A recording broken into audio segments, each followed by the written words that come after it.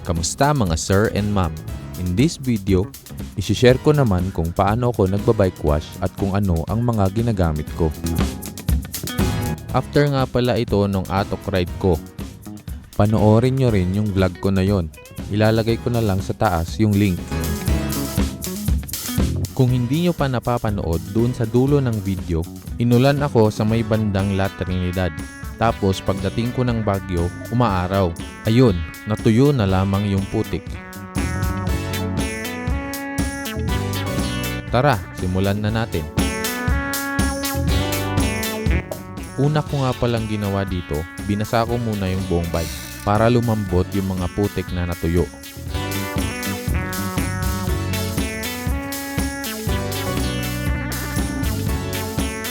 Dahil wala pa akong bike shampoo, ito muna ang gagamitin ko. Joy Dishwashing Liquid. Mabisa to lalo sa mga sebo. Tapos, gamit ang lumang sponge, pinabula ko lang muna ito. Sa pagsabon naman mga paps, uunahin ko muna sa taas. Tapos, iuhuli ko na lang yung kadena at gulong para mas madaling linisan at hindi kumalat ang dumi. Tsaga-tsaga lang sa mga singit-singit at sa mga parteng masisikip.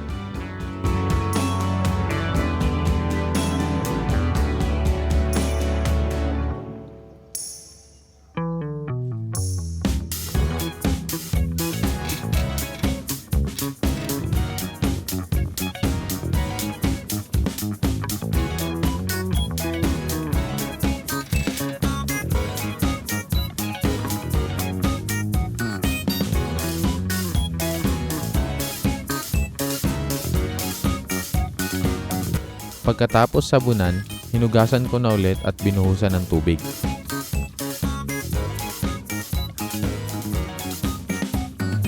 Pinatulo ko lang saglit at hinintay na matuyo. Gumamit din ako ng microfiber towel para mas mabilis matuyo.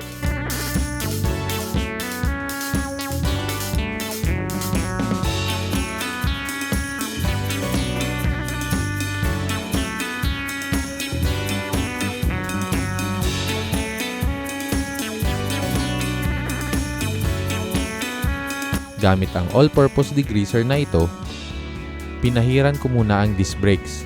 Dahil wala akong mahanap na spray bottle, nilipat ko muna sa mas maliit na bote para mas mabilis gamitin.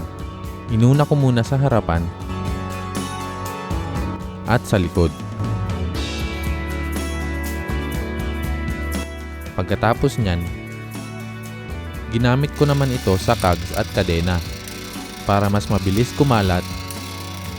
Pinaikot-ikot ko na ang cranks.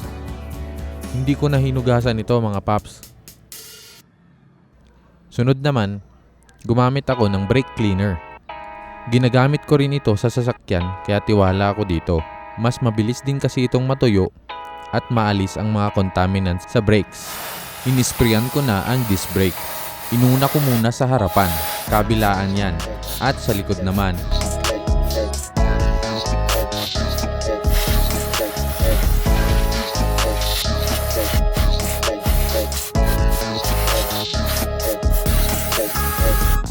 Spray lang sa sprocket at sa kadena.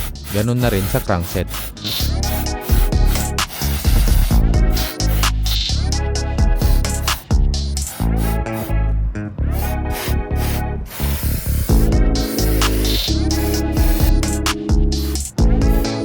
Hinintay ko lang ulit na matuyo ang bike. Pagkatapos niyan, gumamit naman ako ng chain lube. Ito nga pala yung ginagamit ko na chain lube, yung Zefal. Matagal ko nang gamit to mula pa nung nagsimula ako magbike. Nilagyan ko lang ulit ang sprocket at kadena. At para mas lalong kumalat, mas mainam na i-shift ang mga gears para kumalat ang chain lube.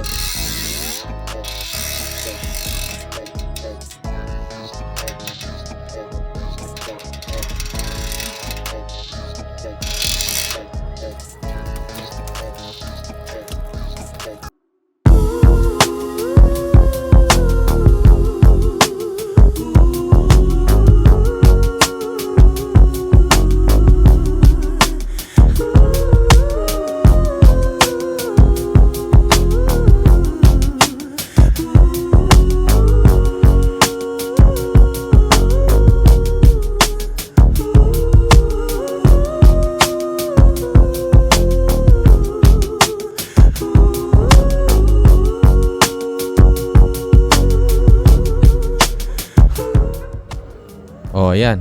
Parang bago na ulit yung ating Sagmit bike. Alright, let's go! DIY bike wash lang ito mga sir and ma'am. Pwede nyong gayahin, pwede rin namang hindi. Nasa sa inyo na yan. Pero, sana nakatulong ang video na ito para sa mga nagbabalak na maglinis ng kanilang bike. O siya, maraming salamat sa panonood. So paano? Next video na ulit!